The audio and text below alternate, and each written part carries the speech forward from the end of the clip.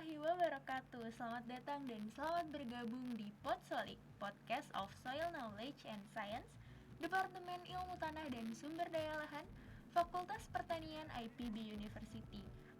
Kembali lagi bersama saya Fitri Damayanti angkatan 55 di Podsolik episode khusus, yakni Kuliah Pembekalan KKNT Departemen Ilmu Tanah dan Sumber Daya Lahan, Fakultas Pertanian IPB University. Di Podsolik kali ini kita akan mengangkat tema mengenai model pertanian hemat air. Nah, penasaran kan apa itu model pertanian hemat air? Dan siang hari ini saya sudah bersama narasumber kita nih, Bapak Insinyur Wahyu Purwakusuma MSc yang merupakan dosen saya sendiri ya, dosen pengajar di Departemen Ilmu Tanah dan Sumber Daya Lahan Fakultas Pertanian IPB University. Halo Bapak, apa kabar nih Pak? Alhamdulillah sampai saat ini saya masih dalam keadaan sehat walafiat. Semoga Anda juga seperti itu. Alhamdulillah saya juga baik Pak. Nah nih Bapak, saya kangen banget nih sama Bapak, udah lama gak bertatap muka ya Pak. Iya, karena kondisinya sedang seperti ini yang belum memungkinkan ya kita berinteraksi secara terus menerus ya. Oke Pak, nggak terasa nih Pak, ternyata angkatan saya udah mau KKN aja dan kebetulan hari ini ada kuliah pembekalannya dari DTSL langsung. Saya mau langsung tanya aja nih Pak, terkait model pertanian hemat air itu apa sih Pak yang dimaksudnya? Oke, baik, Saudara Fitam. Jadi sebetulnya yang dimaksud dengan model pertanian hemat air ini merupakan suatu model pertanian ya yang memanfaatkan air itu dengan cara seefisien mungkin. Jadi harapannya air nanti itu hanya digunakan untuk keperluan tanaman dalam memenuhi kebutuhan fisiologisnya. Jadi tidak ada kompensasi untuk penguapan atau kehilangan karena perkolasi. Jadi maunya itu air itu betul-betul digunakan oleh tanaman itu sendiri. Nah, dalam pertanian atau model pertanian hemat air ini juga boleh saja nanti berupa memanfaatkan air untuk berbagai komoditas secara bersama. Jadi air yang satu digunakan lagi untuk menggunakan ya untuk penggunaan komoditas yang lain. Nah, secara komprehensif ya, gitu betul, ya Pak. ya. Jadi tidak menggunakan air secara apa istilahnya ganti-ganti, tidak seperti itu. Air yang sama dipakai untuk beberapa kegiatan. Oh, untuk beberapa kegiatan Ya. nih Pak. Berarti kita bisa memanfaatkan model pemanfaatan air dengan misalkan mengesinambungkan dengan tanaman atau makhluk hidup seperti itu Pak. Betul, ya. Nah, boleh dong Pak dijelasin prinsip sama konsepnya bagaimana tuh Pak? Oke, baik. Jadi misalnya ya, kita karena fokus kepada air, mungkin kita akan pilih misalnya adalah hewan-hewan akuatik. Dalam hal ini misalnya adalah ikan. Ikan ini kan hidup di dalam air. Iya Pak. Nah, kemudian ke dalam air ini harus dimasukkan materi berupa pakan ikan itu sendiri kan. Nah, pakan ikan ini secara teoritis nanti setiap 1 kilogram ya, pakan yang diberikan itu 30% akan berubah menjadi limbah. Dalam hal ini adalah dalam bentuk amonia. Nah, amonia ini tentu saja kalau kita memberikan pakannya itu terus-menerus akan berakumulasi di dalam air. Nah, padahal kita tahu bahwa di dalam air itu supaya ikan tetap sehat tidak boleh melebihi kadar 0,1 ppm. Jadi biasanya orang secara tradisional itu airnya harus diganti kalau kita memelihara ikan dalam sistem tertutup ya. Lain halnya kalau misalkan di kolam, kalau di kolam kan akan terbuang. Kalau di sistem tertutup itu harus diganti. Nah, daripada mengganti air, kita tahu bahwa amonia ini sebetulnya adalah unsur hara bagi tanaman. Betul banget tuh Ya, Pak. jadi oleh karena itu kenapa tidak dialirkan saja air tersebut ke dalam suatu sistem pertanaman di mana air nanti dialirkan ke situ, kemudian ditampung.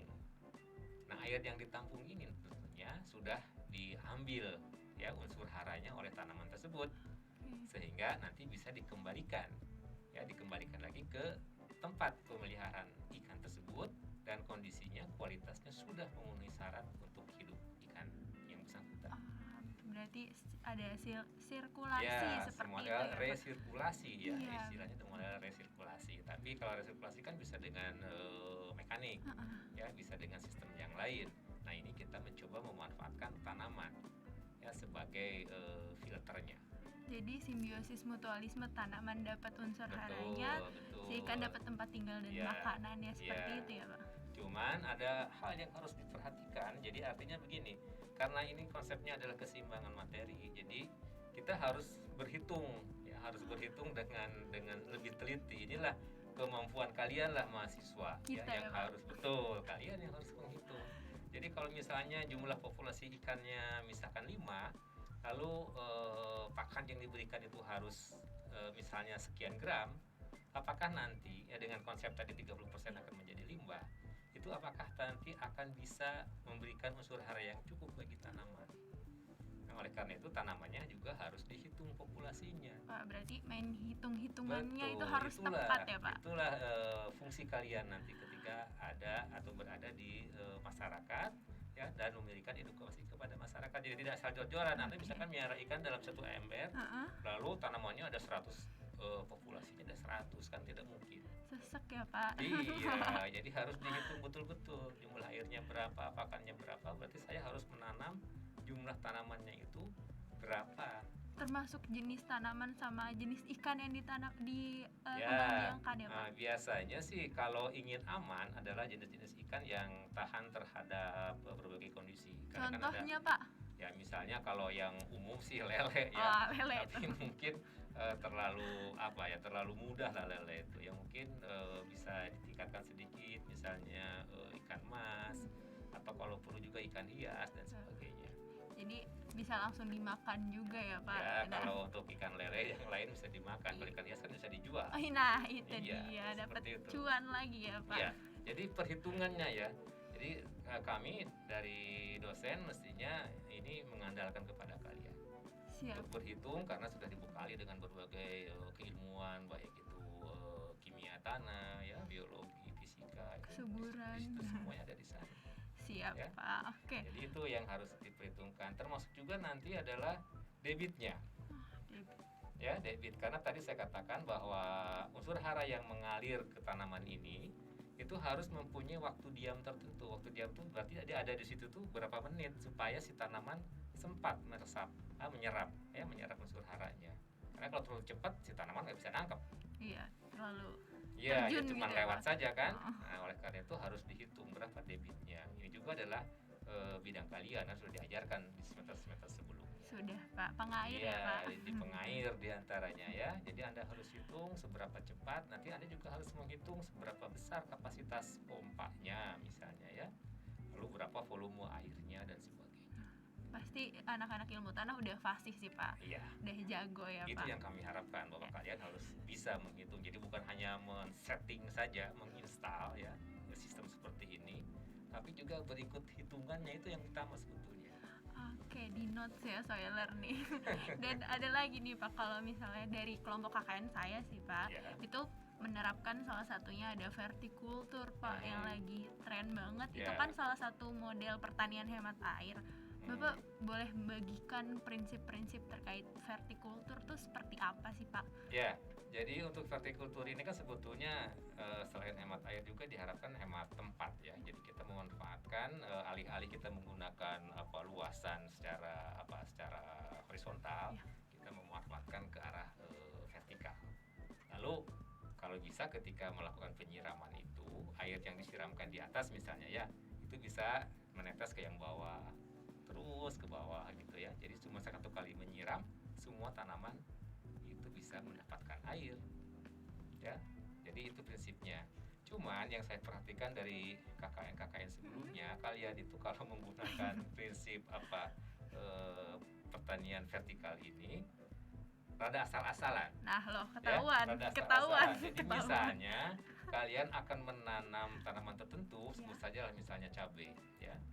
Anda menggunakan tempat yang kecil, misalnya menggunakan kap bekas air mineral. Ya, itu Ya, sering terjadi Itu Pak. sering terjadi karena mungkin gampang didapatkan, lalu mudah diikat-ikat jadi Ya. cantik ya. Tapi tanaman yang dipilih tidak tepat, karena cabai itu kan perlu media yang besar ya, perlu media yang besar, dan juga nanti berpeluang bahwa unsur hara yang ada di dalamnya tidak cukup. Ketika sekalian KKN 1 bulan pertama memang masih bagus. Ya. Nah, ketika kalian pulang itu kan membesar. layu semua ya Pak? Bukan hanya layu, jadi macam-macam lah. Itu kadang-kadang si petaninya protes. Oke. Ya protes ke dosen pembimbing kan nggak ke kalian. Ya itu yang harus diperhatikan. Jadi nanti seberapa unsur hara yang diperlukan, jenis tanamannya seperti apa yang menarik ya, atau mungkin juga yang ekonomis ya.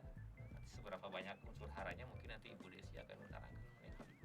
Oke, di Potsolik Di episode Fosforik selanjutnya ya Pak. episode yang lain ya. Jadi nanti akan dijelaskan sehingga Anda tidak akan kelaparan ya. Tidak akan kelaparan si tanamannya. Oke, kalau misalnya ini Pak, kita bisa nggak sih Pak memanfaatkan bahan-bahan yang ada di sekitar kita untuk media tanam seperti pembalut wanita mungkin Pak yang banyak menjadi limbah atau pampers anak bayi itu kan sering dibuang sembarangan tuh Pak. Bisa nggak sih kita mengintegrasikannya dalam sistem ini gitu? Ya, saya tidak akan menyoroti yang pembalut wanita karena itu kan spesifik ya. Jadi mungkin diaper secara umum saja.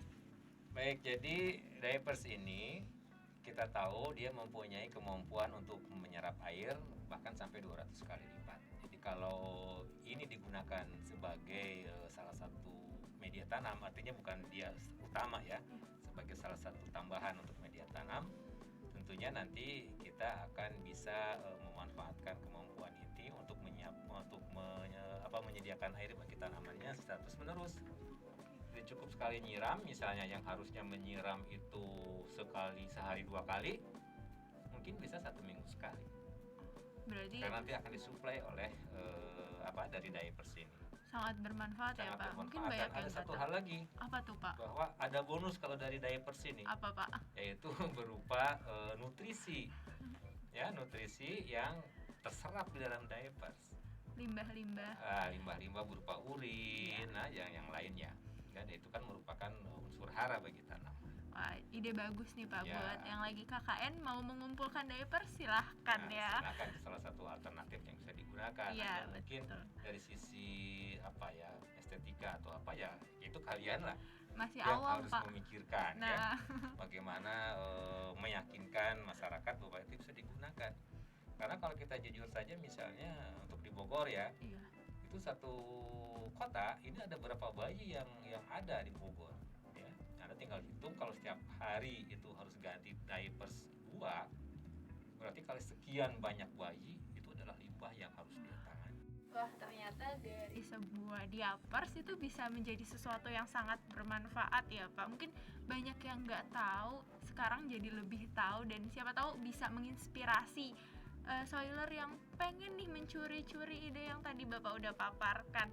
Oke Pak, selanjutnya nih Pak, kan tadi udah ada vertikultur menggunakan media tanam dari diapers, apalagi Pak model-model yang berkaitan dengan model pertanian hemat air. Oke, baik. Jadi kalau kita kembali kepada prinsip daripada pertanian hemat air ini kan, kita memberikan atau mensuplai air itu kan secara perlahan ya. Salah satunya itu dengan secara perlahan. Oleh karena itu kita bisa menggunakan improvisasi apapun yang mampu mensuplai air secara perlahan ke bidang perakaran tanaman. Salah satunya adalah misalnya dengan menggunakan irigasi tetes sederhana. Ya, karena kalau irigasi tetes sebenarnya kan mahal. Iya.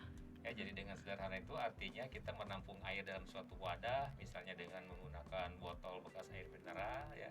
Lalu diberi selang kecil di bawahnya, lalu si selang kecilnya dimasukkan ke dalam sistem perakaran tanaman. Wah, simpel banget ya Pak. Simpel sekali, nanti tinggal diatur tetesannya berapa, misalnya 4 tetes per menit dan sebagainya, tergantung kepada kebutuhan tanamannya. Jadi kita tinggal masukkan air ke dalam botol tersebut, nanti secara perlahan dia akan mensuplai. Wah, menarik banget. Lalu kemudian bisa juga dengan menggunakan media, misalnya banyak mungkin sekarang orang sudah mengenal mengenai irigasi kendi. Irigasi dalam kendi Pak? Ya, jadi airnya disimpan di dalam kendi, tapi bukan kendi yang kedap air. Ya, kendinya harus demikian rupa bahwa dia bisa meloloskan air. Kalau kita gunakan misalnya toples, itu kan bisa juga menampung air, tapi kan tidak bisa keluar airnya. Iya betul, tertahan di dalam toples ya. Jadi kendinya juga harus dipilih atau mungkin harus dibuat.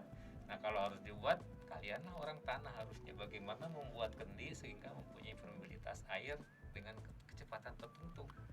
Kalian kan sudah diajari apa itu mengenai bahan induk, mengenai mineral dan sebagainya ya. Kalau Ya. dimodifikasi demikian rupa untuk kendi tadi akan sangat bermanfaat. Wah, menarik banget. Ada lagi nggak Pak? Kira-kira yang mau ditambahin lagi model-model pertanian hemat airnya? Ya sebetulnya banyak, tapi saya kira itu hal yang utama. Yang penting kalian itu mengetahui prinsip dasarnya. Nanti di lapangan biasanya akan muncul ide-ide baru. Oke, terima Ya, kasih seperti banyak itu. nih Bapak. Idenya Oke. jadi saya mendapatkan inspirasi dan penerangan nih untuk KKNT nanti. Jadi Iya, mudah-mudahan nanti bisa membantu kalian untuk yes, mempermudah betul program kerja banget. di sana. Untuk kita semua ya Pak Betul. Soiler. Mungkin sekali lagi nih Pak, Bapak mungkin punya harapan untuk yang lagi menjalankan KKNT dan akan menjalankan KKNT di wilayahnya masing-masing. Harapan-harapan yang ingin menerapkan model pertanian hemat air mungkin Pak. Ya, kalau harapan saya seperti tadi ya, jadi kalian itu menerapkan jangan sebut saja lah jangan asal, Ya. tapi mencoba berimprovisasi, kemudian mencoba berhitung. Itu yang kadang-kadang tidak diperhatikan. Jadi kalau kalian mengadopsi sesuatu langsung plek di apa namanya langsung diaplikasikan, dan kalau nanti ada kesulitan baru dia kelabakan. Jadi dicoba bagaimana perhitungannya. Model tadi kan saya bilang mengenai debit dari apa untuk penggunaan air bersama, itu harus diperhatikan ya, karena kalau tidak akan menimbulkan kesalahan yang mungkin justru nanti akan merugikan. Baik, Ya. Bapak. Terima kasih banyak nih Pak atas Oke. sharing-sharingnya. Terima kasih atas waktunya. Saya izin tutup dulu nih Potsolik hari Sama-sama. ini. Oke, semoga Soiler semua mendapatkan inspirasi dan pembekalan mengenai model pertanian hemat air ini bisa diaplikasikan di daerah kalian masing-masing. Terima kasih banyak Bapak Wahyu atas waktunya. Terima kasih Sama-sama. kalian yang sudah menonton dan menunggu sampai akhir.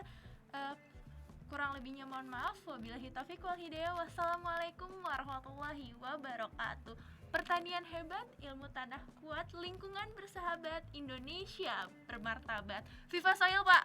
Viva Soil. Viva Soil.